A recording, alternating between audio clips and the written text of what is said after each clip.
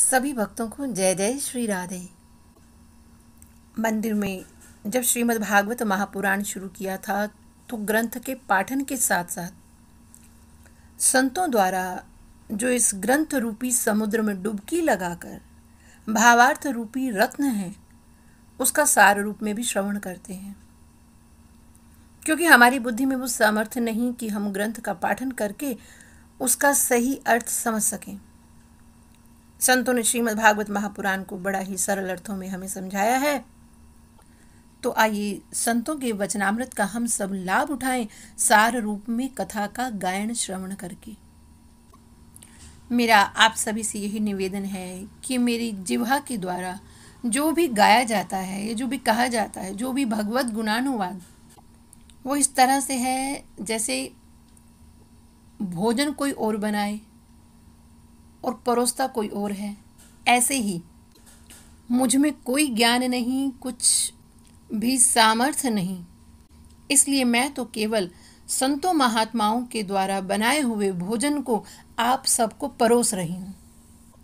शब्द तो संतों के हैं, जिह्वा तो केवल उनका उच्चारण मात्र करती है। ये भी भगवत कृपा ही है कि मुझे प्रभु ने भगवत गुणानुवाद गाने का अवसर दिया और आपको श्रवण का। जो कृपा हम सब पर बरस रही है उसका कोटि कोटि धन्यवाद करते हुए भगवान को आइए संतों के वचनों का लाभ उठाएं। जब हमने रास पंचाध्याय की कथा श्रवण की, जो कि बहुत से संतों का वचनामृत, जिसमें आदरणीय पूजनीय डॉक्टर श्याम सुंदर पाराशर जी, श्री पुंडरीक जी, श्री राजेश्वरानंद जी, श्री गौरदास जी, श्री कृष्णचंद्र शास्त्री जी, इन सब संतों के द्वारा बनाया गया क्षीर प्रसाद हम सब ने ग्रहण किया था।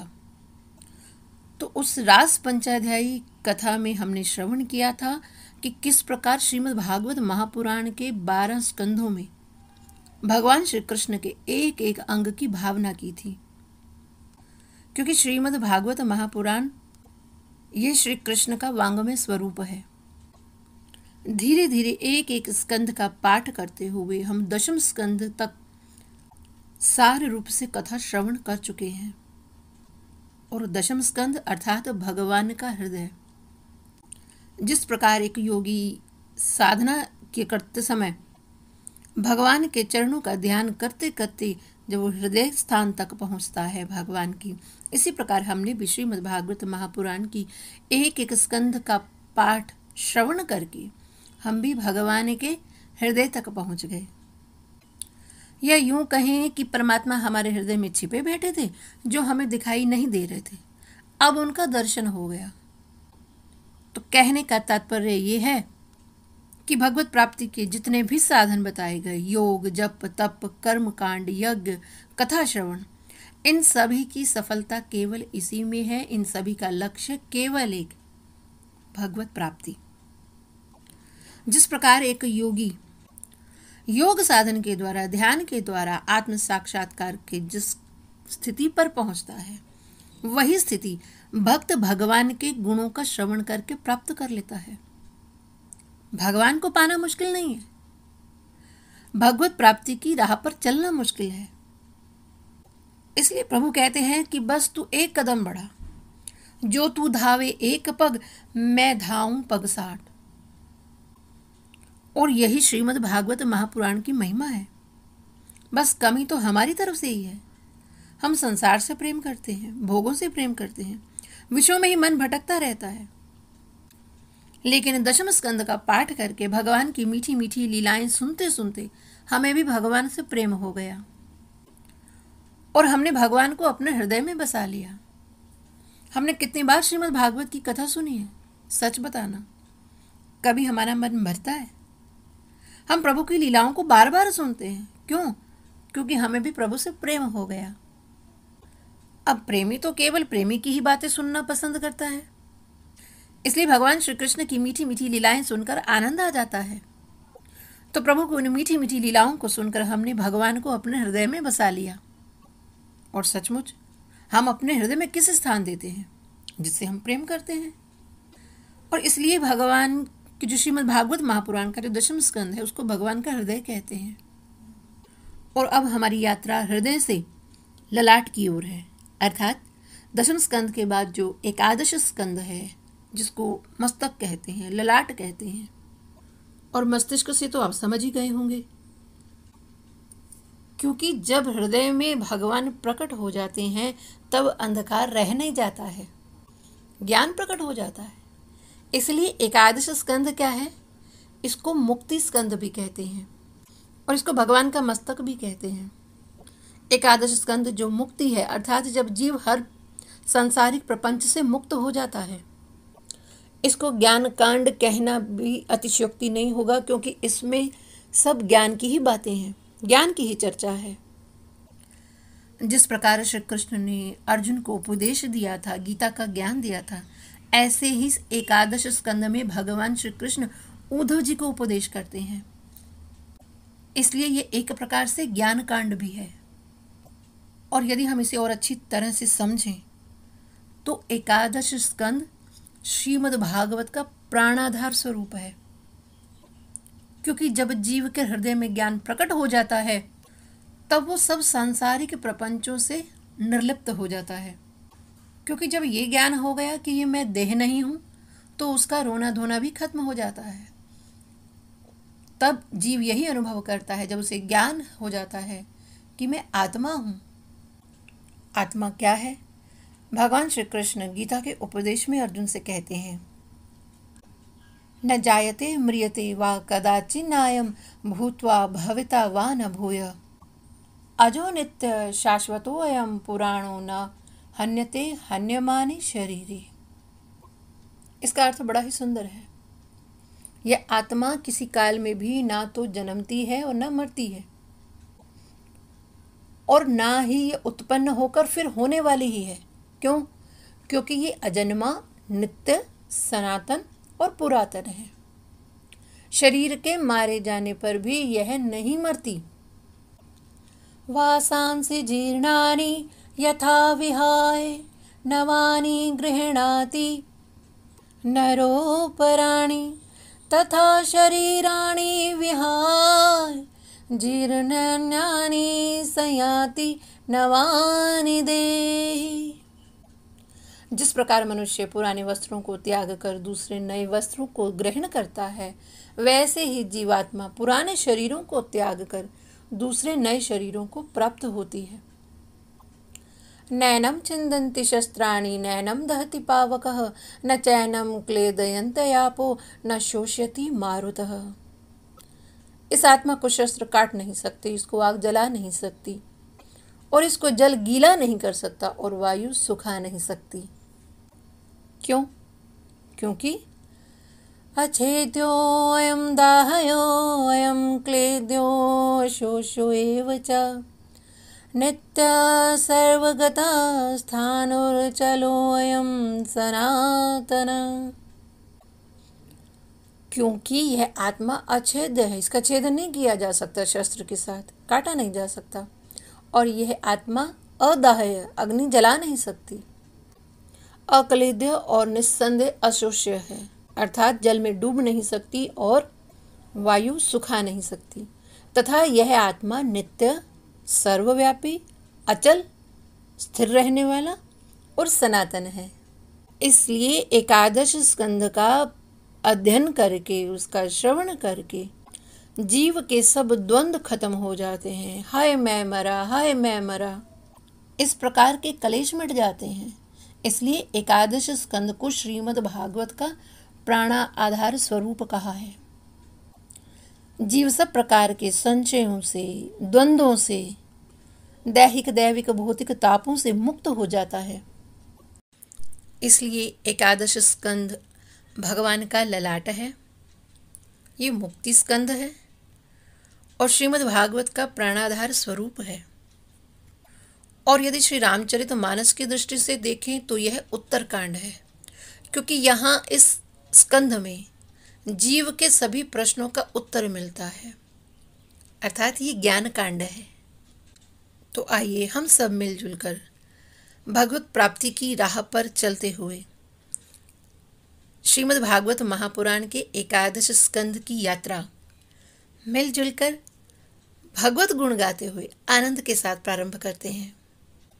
तो अपनी ये यात्रा प्रारंभ करने से पहले एक बार जोर से जयकारा लगाएं।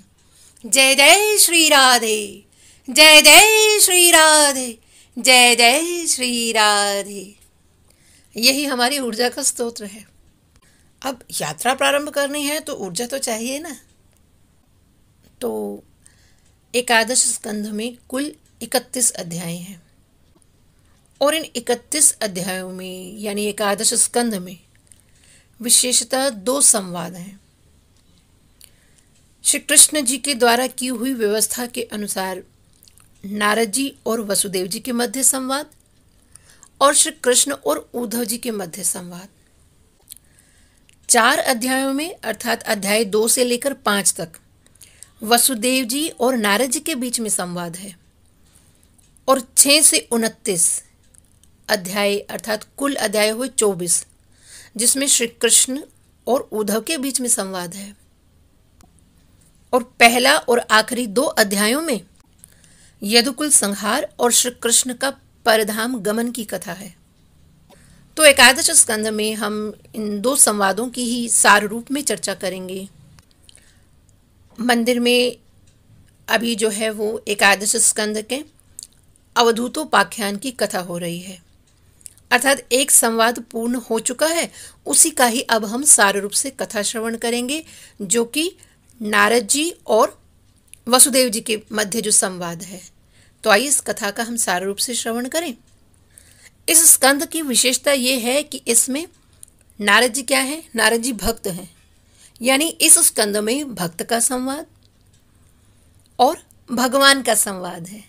यानी जो 2 मुख्य विशेषता इस स्कंद की है, भक्त का संवाद और भगवान का संवाद, इन दोनों का अनुभव दिव्यता एकादश स्कंद में ही अवस्थित है। और भगवान तो सदैव अपने भक्तों को ही सर्वोपरि समझते हैं, इसलिए पहले भक्त का ही संवाद है।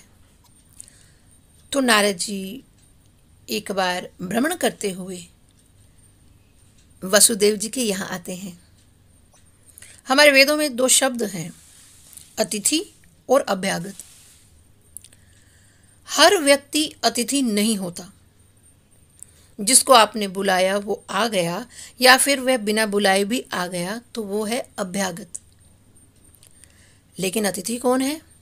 जिसको बुलाना हमारी सामर्थ्य नहीं थी और वह एक दिन चलकर हमारे घर आ जाए तो उसको अतिथि कहते हैं। और कृपा उसी को समझिएगा जब अतिथि के रूप में कोई संत आ जाए। सच में संत ही अतिथि है। ऐसे ही देवर्षि नारद जी स्वयं आ गए वसुदेव जी के घर। किसी को आपके घर में आने में संकोच ना हो, यही गृहस्थ धर्म की मर्यादा है। कभी कभी हम कहते हैं कि अरे आने से पहले हमें खबर ही कर देते, हम कुछ व्यवस्था कर लेते। लेकिन जब नारद जी आए हैं तो वसुदेव जी के आनंद की सीमा न रही, क्योंकि उन्हें मालूम है कि संत क्यों आते हैं किसी गृहस्थ के घर पर। कभी साधु आए तो पूछने की आवश्यकता नहीं कि महाराज आप किस कारण आए, क्योंकि संत का आना जाना निश्चित है। वसुदेव जी स्वयं कह रहे हैं, भवान भवतो यात्राम स्वस्तये सर्वदेहिनाम। हे देवर्षि, आपका पदार्पण जितने देहधारी हैं उनके मंगल के लिए ही होता है। संत आता है तो केवल कल्याण के लिए, जगत के उद्धार के लिए। वसुदेव जी ने नारद जी की पूजा की और उन्हें सुखासन पर बिठाया और प्रणाम करके वसुदेव जी ने उनकी प्रशंसा में कुछ वाक्य कहे। बड़ा ही सुंदर वाक्य है। भूतानाम देवचरितम दुखाय च सुखाय च, सुखाय वही साधुनाम त्वादृशाम अच्युतात्मनाम। जिसका बड़ा ही सुंदर अर्थ है। भूतानाम माने प्राणियों के लिए, समस्त भूत प्राणियों के लिए। देवचरितम दुखाय च सुखाय च, समस्त देहधारियों के लिए देवताओं का जो चरित्र है ये सुख देने वाला भी है और दुख देने वाला भी। देवता यदि प्रसन्न हो जाएं तो सुख दे दें, और यदि देवता नाराज हो जाएं तो दुख दे दें। और श्रीमद् भागवत महापुराण में तो हमारे सामने दृष्टांत भी है। इंद्र सुख का भी कारण बना, वर्षा करता है व्रज में। वही इंद्र दुख का कारण भी बना, जब पूजा नहीं की तो अतिवृष्टि हुई, सब ब्रजवासी दुखी हुए। और जब श्री कृष्ण ने गिरिराज उठाया तो इंद्र फिर सुख का कारण बन गया। तो इसलिए वसुदेव जी कहते हैं कि कभी कभी देवताओं से सुख भी मिलता है, दुख भी मिलता है, क्योंकि यदि देवता रुष्ट हो जाएं तो दुख भी देते हैं। भूतानाम देवचरितम, अर्थात देवताओं का चरित्र, और चरित्र कहने का तात्पर्य है उनका स्वभाव। सुख और दुख देना ये देवताओं का स्वभाव है। तो यहाँ चरित्र का एक अर्थ है स्वभाव। अब कर्म चरित्र का निर्माण कम करता है, स्वभाव चरित्र का निर्माण ज्यादा करता है। कई बार ऐसा हो जाता है कि कर्म किसी ने बहुत अच्छा किया हो, परंतु उसका स्वभाव तो ऐसा नहीं है, इसलिए हमारे मन में संदेह होता है, अरे इसका तो ऐसा स्वभाव ही नहीं है, इसने कैसे कर दिया। इसलिए कहा कि कर्म चरित्र का निर्माण कम करता है, स्वभाव चरित्र का निर्माण ज्यादा करता है। अब रावण ने भी बहुत तपस्या की है, लेकिन जब भी रावण का चरित्र गाया जाता है तो कभी उसकी तपस्या को कहा जाता है। जब भी रावण का चरित्र गाया जाता है तो केवल उसके स्वभाव को गाया जाता है कि रावण कैसा था। ये नहीं कहते कि रावण बड़ा तपस्वी था। क्यों? क्योंकि तपस्या उसका स्वभाव नहीं है। कर्म किया उसने, ये तपस्या उसने की, लेकिन स्वभाव क्या था, उसके पीछे तात्पर्य क्या था? क्योंकि उसका मूल स्वभाव तो केवल दूसरों को पीड़ा देना ही है, इसलिए उसने तपस्या भी की तो केवल और केवल यही चाहना थी कि मैं मरूं नहीं। लेकिन पीछे भावना क्या थी कि मैं तो सबको मारूं, लेकिन मुझे कोई मार ना पाए। तो इसलिए जब भी रावण का चरित्र गाया जाता है तो उसकी तपस्या को महत्व नहीं दिया जाता, उसके स्वभाव की चर्चा है कि रावण बड़ा अहंकारी था, बड़ा क्रूर था, और इसलिए सब देवता भी दुखी थे उससे, क्योंकि रावण ने तपस्या की, ये उसका स्वभाव नहीं है। तो सुखा एव ही साधु नाम, तो वसुदेव जी कहते हैं सुखा एव ही साधु नाम त्वादृशाम अच्युतात्म नाम। सुखा एव ही साधु नाम, क्योंकि साधु का स्वभाव तो सदैव सुख ही देना है।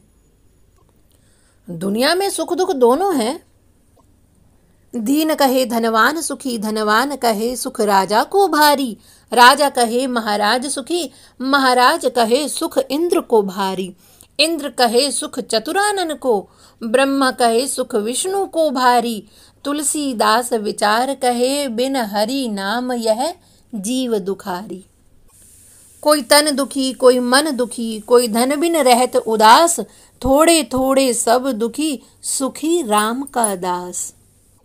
सुखा एव ही साधु नाम। वसुदेव जी कहते हैं कि साधुओं का स्वभाव तो केवल सुख देना ही है। इंद्रदेव नाराज हो गए तो ब्रज में कितना जल बरसाया, महाप्रलय का दृश्य उपस्थित कर दिया। अग्निदेव हैं, वायुदेव हैं, ये अनुकूल और प्रतिकूल परिस्थितियों के अनुसार जीव को सुखी और दुखी करते हैं। जैसे अग्नि सर्दी के दिनों में सुख देगी और गर्मी के दिनों में वही आग दुख देने वाली हो जाती है, और ऐसे ही वायु भी सर्दियों में शीत लहर दुख देती है और गर्मी के मौसम में वही शीत लहर सुख देती है। इसलिए यज्ञ के द्वारा देवताओं को प्रसन्न करना पड़ता है, तब देवता प्रसन्न होते हैं। तो जो लोग देवताओं का जिस प्रकार भजन करते हैं, देवता भी परछाई की तरह ठीक उसी रीति से भजन करने वालों को फल देते हैं, क्योंकि देवता कर्म के अधीन है। भाई सीधा सा फॉर्मूला है, यदि हम प्रकृति के साथ छेड़छाड़ करते हैं तो वही प्रकृति हमारे लिए दुख का कारण बन जाती है, और यदि हम प्रकृति के साथ अनुकूलता का व्यवहार करते हैं तो वही प्रकृति हमारे लिए सुखदायी बन जाती है। आजकल जो तापमान इतना बढ़ रहा है, जिसको हम ग्लोबल वार्मिंग कहते हैं, और वायु का प्रदूषण इतना हो गया है कि खुली हवा में भी सांस लेना अब हमारे लिए हानिकारक हो गया है। तो ये सब क्या है? ये सब हमारे कर्मों का ही तो फल है। अरे हम प्रकृति के साथ जैसा व्यवहार करेंगे, प्रकृति भी तो हमारे साथ उसका वैसा ही परिणाम देगी ना। भाई जैसा कर्म करेंगे परिणाम उसका वैसा ही तो आएगा। वो कहावत है ना कि बोया पेड़ बबूल का तो आम कहाँ ते आवे। ये कर्म का सिद्धांत है कि जो जैसा कर्म करेगा उसका परिणाम भी वैसा ही मिलेगा। जैसी करनी वैसी भरनी। और हमारे जीवन में भी यदि दुख आते हैं तो हम क्या कहते हैं कि अरे शनि की कुदृष्टि चल रही है हम पर, अरे मंगल विपरीत दिशा में है, राहु केतु सब बिगड़े हुए हैं। अरे वो नहीं बिगड़े हैं, हमारे कर्म बिगड़े हुए हैं, इसलिए उनकी दृष्टि हम पर ऐसी है। और हम दोष देते हैं कि ग्रह स्थिति ही हमारी खराब है जी। हमारी किस्मत में तो भगवान ने केवल दुख ही दुख लिखे हैं, सुख लिखा ही नहीं। अरे नहीं नहीं, भगवान तो कभी किसी को दुख देते ही नहीं। भगवान तो सदैव कल्याण करते हैं। भगवान तो जीव को सदैव सुख देते हैं। इसलिए जब इंद्र विपरीत हो गया था, अतिवृष्टि कर रहा था, और जब भगवान श्री कृष्ण ने गोवर्धन पर्वत को उठाया और सब ब्रजवासी भगवान के आश्रित हो गए, और तब वो इंद्र भी जो विपरीत था अब वो अनुकूल हो गया। तात्पर्य क्या हुआ कि जब जीव भगवान के आश्रित हो जाता है तो ग्रहों की दशा भी फिर अनुकूल हो जाती है। जब तक जीव भगवान से विमुख है तो उसके जीवन में केवल दुख ही दुख हैं, और जब जीव भगवान के आश्रित हो जाता है तब सभी देवता भी अनुकूल हो जाते हैं। इसलिए साधु और भगवान ये सदैव सुख ही देते हैं जीव को। साधु के द्वारा कभी किसी को दुख नहीं मिल सकता, बल्कि साधु दुख देने वाले को भी साधु कभी दुख नहीं देता। उमा संत कै यही बड़ाई, मंद करत जो करई भलाई। क्योंकि साधु के सोचने का ढंग ही विचित्र होता है। एक बड़ी ही सुंदर घटना है। एक महात्मा गंगा जी स्नान करके आ रहे थे। बार बार आते स्नान करके, क्योंकि एक आदमी बार बार जैसे ही संत स्नान करके आवे उन पर थूक देता था। ऐसा उसने 100 बार किया, लेकिन महात्मा ने उसे कुछ नहीं कहा। उस व्यक्ति का तो परीक्षा लेने का धैर्य ही टूट गया और संत के चरणों में सिर रख दिया। महाराज क्षमा करो, मैंने आपका अपराध किया। महाराज ने कहा, क्षमा करने की तो कोई बात ही नहीं। अरे तुमने कोई अपराध नहीं किया, बल्कि तुमने तो मुझ पर कृपा की है। पर हाँ, थोड़ी कृपा में कमी कर दी। 8 बार और थूक देते तो 108 बार स्नान का पुण्य फल मिलता। आहा, ये है संत। और रावण ने जब विभीषण को लात मारी तो भी विभीषण ने ये नहीं कहा कि तुमने मुझ जैसे भक्त को लात मारी, क्योंकि मैं राम जी का भजन करता हूं और भक्त का तुमने अपमान किया है, जा तेरा सर्वनाश हो जाए।